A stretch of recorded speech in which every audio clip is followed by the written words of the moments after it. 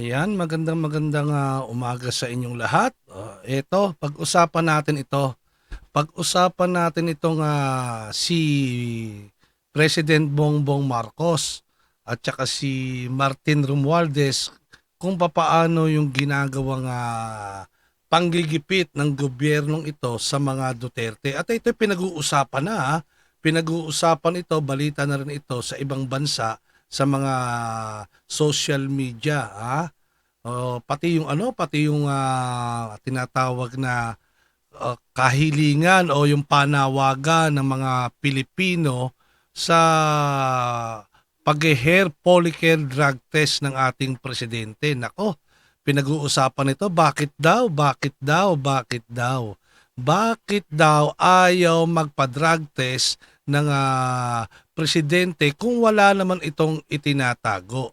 O pati dito pinag-uusapan yung plano ng BBM administration kung papaano sila magtatagal sa kanilang mga pwesto. Papaano nila lalampasan yung tatay niya sa panahon o sa tagal ng kanilang pamumuno. Pero bago ang lahat, ito mag-intro muna tayo. Intro, pasok.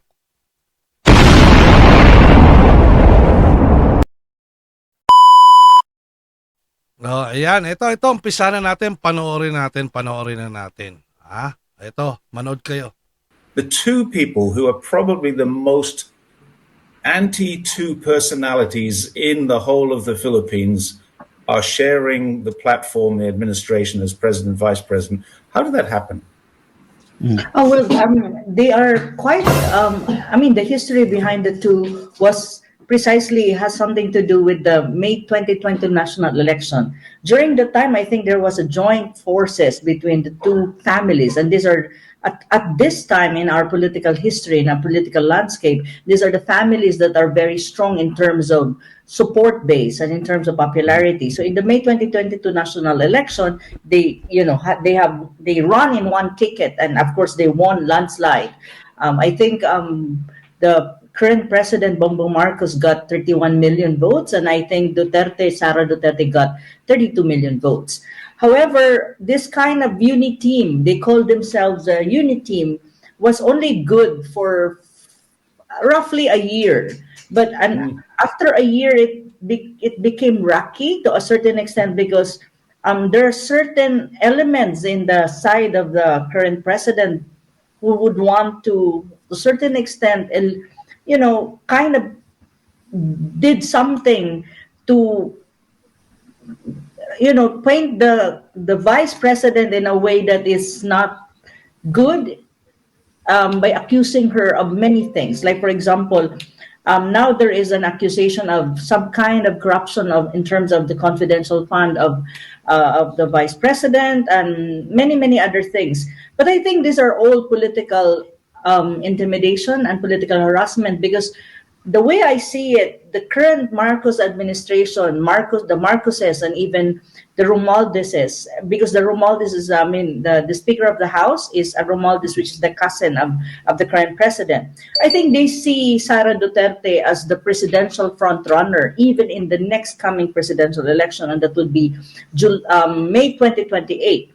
So, and also in the last May 2022 election, she was also the front runner, but she decided to run as vice president, and she helped Bongbong Marcos in the presidency. That's why Bongbong Marcos won. Without the Duterte votes, I don't think, or the Duterte supporters, I don't think Bongbong Marcos would win in that election. So at this time, it seems like there is this, the way I see it, politically speaking, and in terms of analysis, there is this sense of I think the Marcoses and the Romualdez, they would want to perpetuate themselves in power in the same manner that happened in history.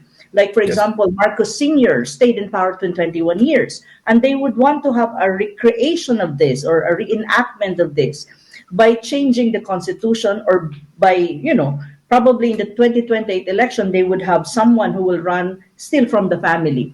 So, but the problem to that kind of ambition or kind of projection, politically speaking, by the Marcoses and the Romualdeses is Sara Duterte is still the front runner in the 2028 election, even in the survey. So how would you how would you perpetuate yourself in power if you have someone like her that is some kind is of a block to your ambition? The only way to do that is, is to impeach the vice president. And now you have two Discredit. Yeah. impeachment cases being filed against the vice president at the House of Representatives. She is facing a lot of congressional hearings, political intimidation, and political harassment, and painting her as if she is a corrupt politician to a greater extent. But Filipinos like me would understand that these are all part of politics, and these are all part of trying to eliminate the vice president in the presidential race in the 2028 national election, and trying to put the Duterte kind of popularity to a low, or to reduce it drastically by painting the Duterte as the bad guys now in the Philippines, in a way that's like, for example, telling there's a congressional hearing at the moment against the previous administration fight against illegal drugs, and they're trying to paint it in some way that is a human rights violation and all of this, and there's ICC thing. So everything is there, and the whole forces of the government is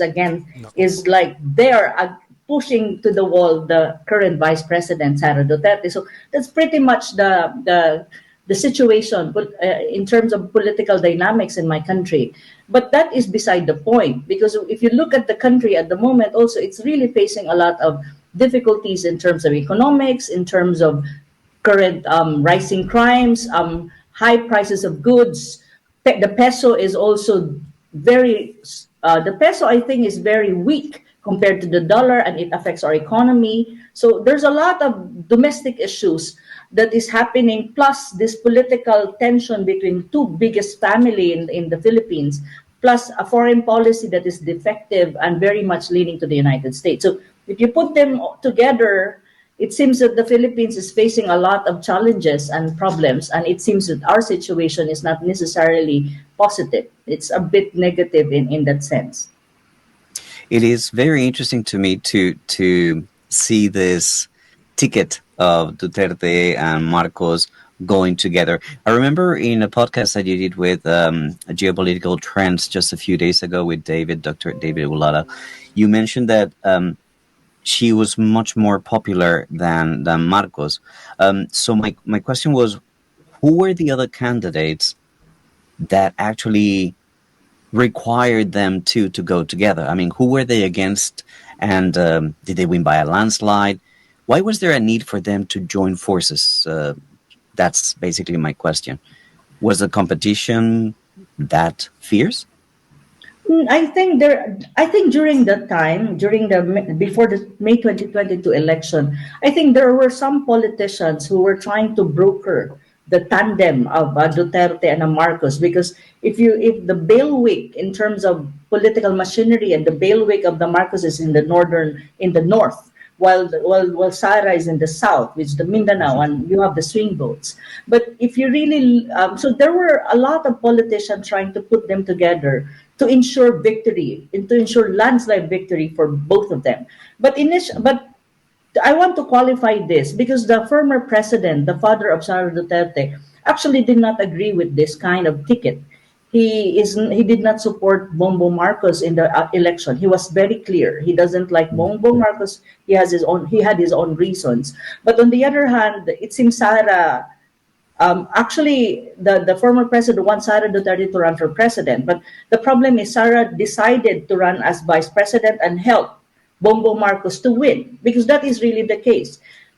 She was courted by the sister of Bongbong Marcos, who I think is her friend, that we need your help, we need you for Bongbong Marcos to win. And I think in the mind of Sara Duterte, this is just my analysis, is probably she accepted that kind of agreement and kind of unity, quote unquote, because probably she was thinking that whatever her father have started, it will be pursued by the Marcos administration if Bongbong Marcos win. Like, for example, an independent foreign policy, the Build projects, the infrastructure development project that was started by by her father, Rodrigo Duterte, that, because I'm the vice president, you're my president, we can talk this out and probably you will pursue and everything that my father have started, something to that effect. But what happened was the reverse. Nothing really happened.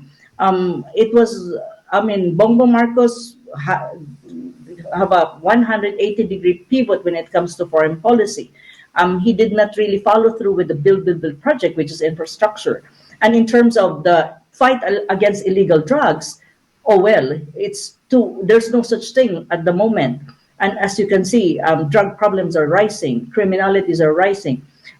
So in terms also of relationship with China, he promised in the campaign that he will pursue a very constructive relationship with China, especially in the economic front, and his foreign policy will be independent, and he will have an equidistance between the United States and China. But it never happened. As you can see, our diplomatic relation and political relation with China is not good at all. It's not just about the South China Sea. It's really more about that strong, heavy influence of the United States under the current administration of Bongbong Marcos. So this is really the dynamics. But when you talk about the ticket in the May 2020 election, there were certain politicians that really tried to put them together and convince them that this is the best possible scenario for the country, that you have a very popular vice president and a very popular president.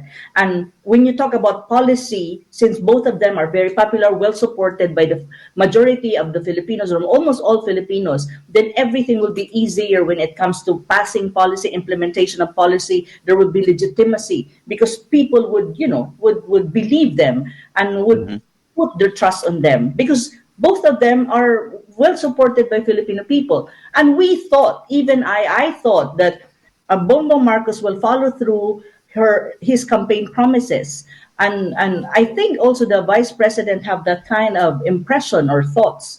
But that never happened really. It's the complete reverse of what is going on in the country right now. And Bongbong Marcos did not follow or did not even try his best to meet or to even fulfill the promises that he said during the campaign. And now you can see that the two are not anymore friends. They are really from opposing poles, and you can see the exchanges of words in media. Yeah. And now the vice president is facing 2 impeachment cases in the House of Representatives. And one thing that we have to remember, the House of Representatives is controlled by the Marcoses. I mean, the president has a hand on the House of Representatives because the speaker is the cousin of the president. So in a way, you can see the dynamics between the two, the vice president, the presidents are not good. And I think Sara Duterte is being pushed to the wall at this time. Imagine the whole government of Bongbong Marcos is now ready to fight against the vice president. And she's facing a lot of cases, legal cases being filed against her. So that is pretty much the situation in my country at the moment. When you talk about political dynamics, when you talk about the two very popular but very strong, that both of them have a strong voting base or supporters thus far. But I think I would qualify that too. But I think when you talk about support, I think Sara or the Duterte has more support.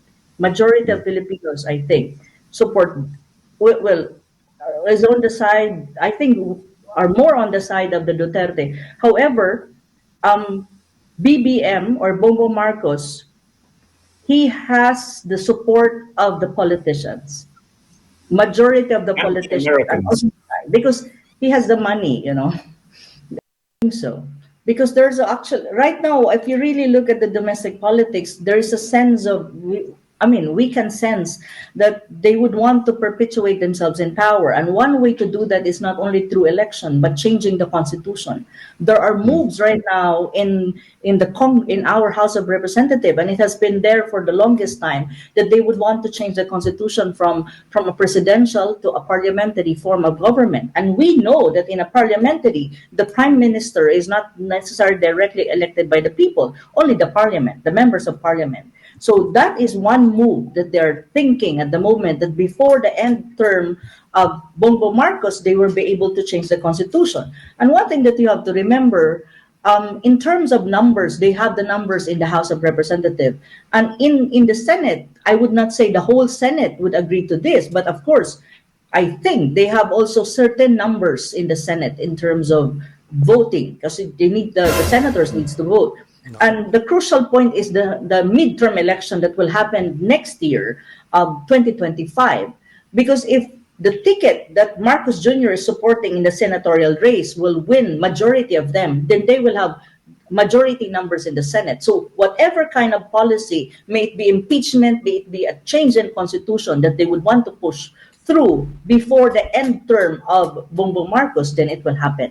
The possibility and the potential that it will happen is really huge, and it's there. So if there's a change in constitution, the possibility for the Marcoses / Romualdez to stay in power is there. It's a potential that might happen. So maybe we will not have really a national election that we will be voting for directly for who will be the head of state or the head of government, but probably there will be a change in our form of government. That's a possibility.